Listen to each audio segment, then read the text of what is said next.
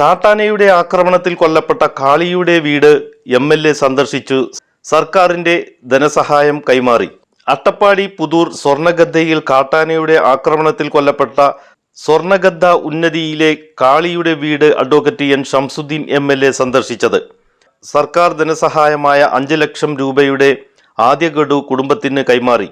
കൊല്ലപ്പെട്ട കാളിയുടെ മകന് ഫോറസ്റ്റ് ഡിപ്പാർട്ട്മെന്റിൽ ജോലി നൽകണമെന്ന് കുടുംബത്തിന്റെ ആവശ്യം സർക്കാരിന്റെ ശ്രദ്ധയിൽ കൊണ്ടുവരുമെന്ന് MLA കുടുംബത്തിന് ഉറപ്പു നൽകി. ഇതിങ്ങനെ ജീവനോപാധി തേടി കാട്ടിൽ പോയ ആദിവാസി സഹോദരങ്ങൾക്കാണ് ഇങ്ങനൊരു പ്രയാസം നേരിട്ടത്.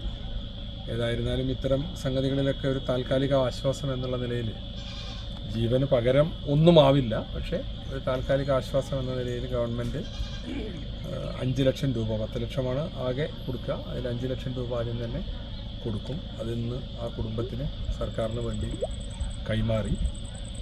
ഇനിയുള്ള 5 ലക്ഷം ചില കടലാസ് പണികൾ കൂടി പൂർത്തിയാക്കുമ്പോൾ ഉദ്യോഗസ്ഥരത്, റേഞ്ച് ഓഫീസർ മറ്റൊക്കെ ഇവിടെ ഉണ്ട്, അവരത് എത്രയും പെട്ടെന്ന് തന്നെ ക്ലിയർ ചെയ്ത് കൊടുക്കും. പിന്നെ അദ്ദേഹത്തിൻ്റെ വീട്ടിലെ ഒരു മകൻ സീസണൽ ഫയർ വാച്ചറായിട്ട് വർക്ക് ചെയ്യുന്നുണ്ട്. അവരുടെ ഒരു ആവശ്യം ഇതൊക്കെ ഒന്ന് സ്ഥിരപ്പെടുത്തി കൊടുക്കണം. ആദിവാസി ചെറുപ്പക്കാർക്ക് അവർക്ക് കാടിനെക്കുറിച്ച് നല്ല അറിവാണ്. അപ്പോൾ ഈ ഫോറസ്റ്റ് വാച്ചർ തസ്തികകളിലേക്കൊക്കെ നിയമനം ഉണ്ടാവണം എന്നുള്ളതാണ് അവരുടെ ഒരു ആവശ്യം. പഴയ കാലത്ത് നമ്മളങ്ങനെ അട്ടപ്പാടിയിൽ കുറേ ആളുകളെ ഡയറക്റ്റ് തന്നെ റിക്രൂട്ട്മെൻറ്റ് ചെയ്തിട്ടുണ്ട്. അപ്പോൾ ഹാർഡ്സിലൊക്കെ ജീവനക്കാരെ ഒന്നിച്ച് ഫോറസ്റ്റിലെ ജീവനക്കാരായിട്ട് മാറ്റിയിട്ടുണ്ട്. അപ്പോൾ അതുപോലെ ട്രൈബ്സിന് ഒരു പരിഗണന നൽകിക്കൊണ്ട് ഇത്തരം ജോലികളിലേക്ക് എടുക്കണമെന്നുള്ളതാണ് പൊതുവെയുള്ള വികാരമാണിത്. ഞങ്ങളൊക്കെ നിയമസഭയിൽ ഇത് പറയാറുണ്ട്.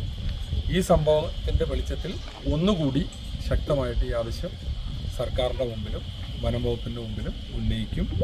Forest range officer Safeer, party നേതാക്കളായ Haneefa Pakkulam, Shibu Cyriac, Senthil Kumar, Salam Puthur, PL George, Kuppuswamy, Rajendran, Kalimuthu, Satheesh, Radhakrishnan Paloor, TK Faisal, Sainudheen Kaithachira തുടങ്ങിയവരും സന്നിഹിതരായിരുന്നു.